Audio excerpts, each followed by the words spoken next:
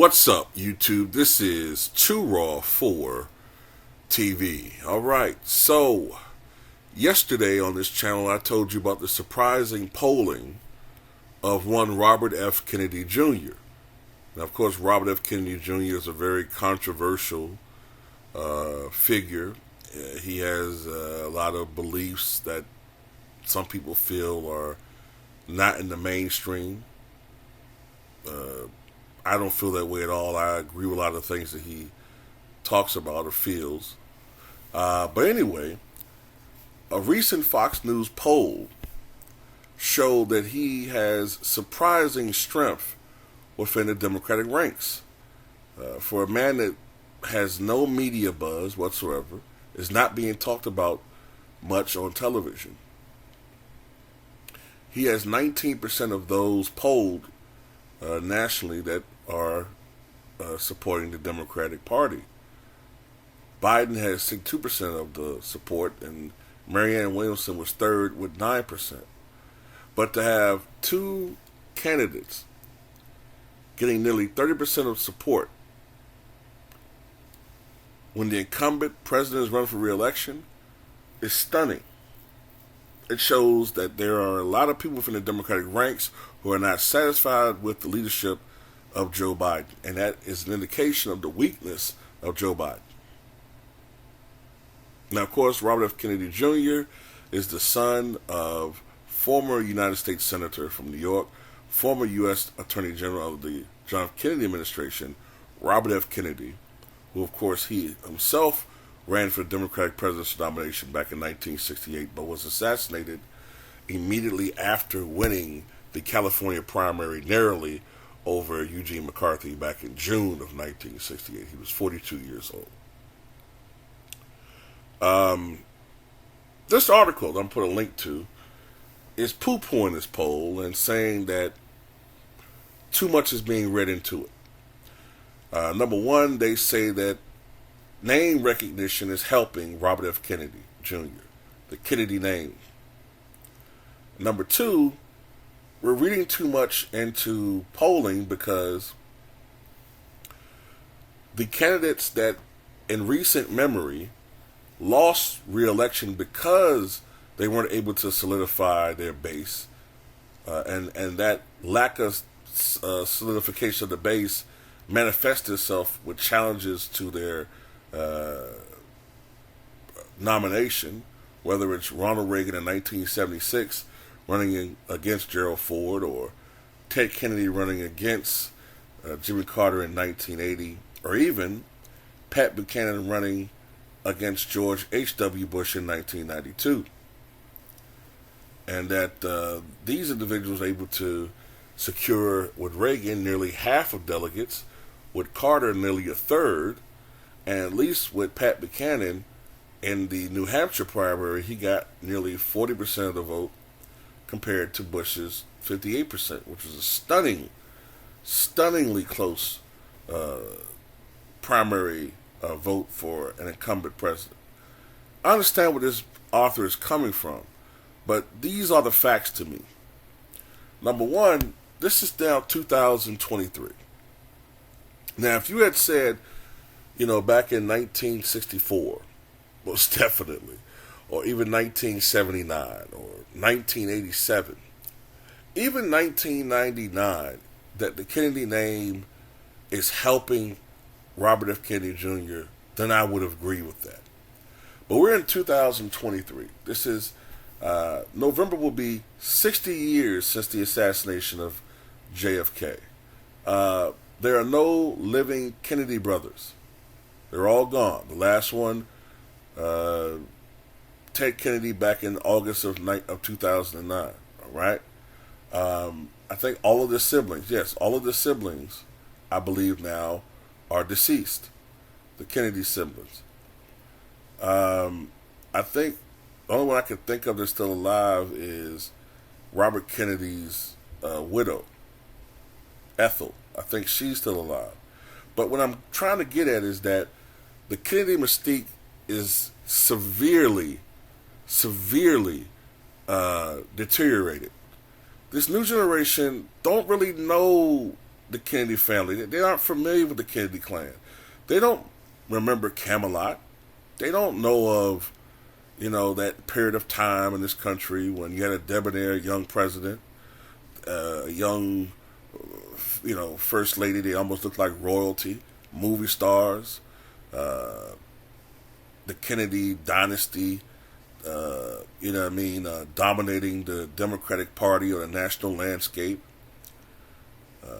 Two sitting United States senators, RFK and Teddy the Lion of the United States Senate. They don't remember these times. So I can't really buy that RFK Jr. is doing well because of the Kennedy name. I don't really buy that. And then, as far as him being competitive in the primaries, I mean, that's not what I'll be concerned about if I'm a Biden supporter. We got to remember, he's comparing, Biden to these other presidents or incumbent presidents. The difference is, in 1976, 1980, even 1992, we didn't have such a polarized, divided electorate. So even if a president, say, had an approval rating of 30-some%, as Jimmy Carter did at this same period in April 1979, Gerald Ford had an approval rating under 40% at this time in April of 1975. George H.W. Bush, after having approval ratings as high as 89% immediately after the Gulf War in the spring of 1991, by April of 1992, his approval rating was under 50% and falling fast. It reached as low as 29% in August of 1992. So what I'm getting at is Joe Biden's approval rating is under 40%. But it's not going to shoot up, say, like in the 50s, that Jimmy Carter's approval rating did immediately after the events of the hostage situation, right? It's not going to go up toward 50%, say, like Gerald Ford's did after the situation in Saigon.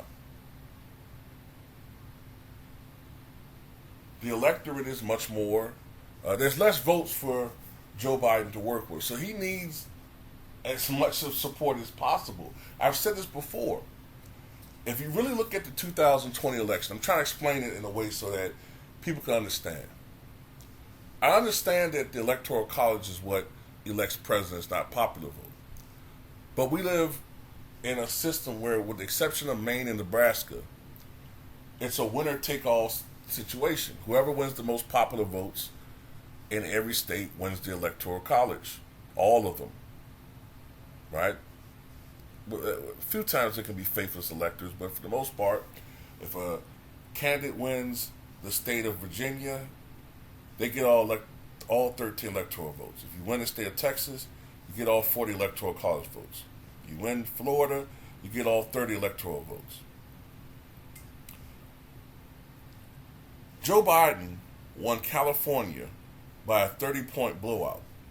He won New York by something like a 25, 28-point blowout. Because of the millions of votes that he won in those states, that was how he was able to cushion his 7 million vote national popular majority. But outside those two states, this race nationally was dead even. Dead even. If you were to switch 45,000 votes in just three states, and from 2020, altogether, Arizona, switching it from Biden to Trump, Georgia, from Biden to Trump, and Pennsylvania, from Biden to Trump, Trump would have won the re-election even while losing the popular vote by 7 million. That's how close the election is. So what I'm getting at is,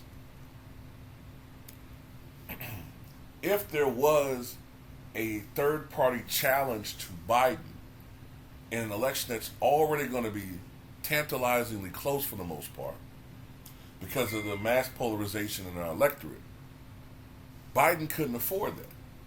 Remember, because of the lack of satisfaction with both Reagan and Carter in 1980, we saw the candidacy of John B. Anderson, who was a Republican, but he was a moderate to somewhat liberal Republican who no longer fit with the Republican Party because the party had moved so right because of the election of Reagan.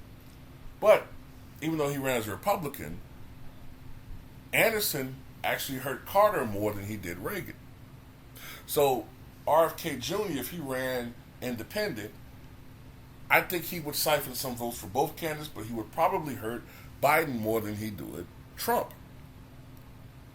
So he could potentially play a spoiler.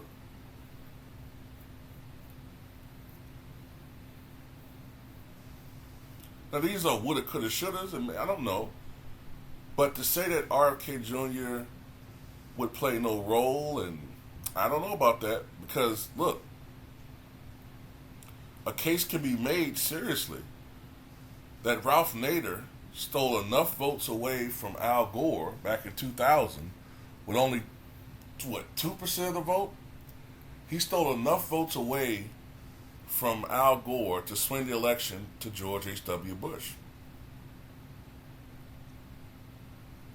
If Ralph Nader had not ran, Gore would have most definitely won 2 states, that being Florida and New Hampshire, which would have given Gore the presidency. So anyway, I disagree with this article trying to minimize the support that RFK Jr. has. I think what it's showing is that there is a lot of dissent right now within the Democratic ranks. They're not happy with a guy like Joe Biden. Some people feel like the administration is not living up to its potential. There are a lot of voters who feel as though the Democratic Party has abandoned them. From a personal standpoint, many people have a problem voting for a candidate like Biden who is compromised so much as far as his age is concerned. And they are looking for alternatives. They're looking for a new leader. And maybe some of them, persuade to vote for RFK Jr. Now, I could be totally wrong, and maybe he will be a flash in the pan and maybe won't amount to much. But I'm just telling you what I think could potentially happen. But anyway, tell me what you guys think.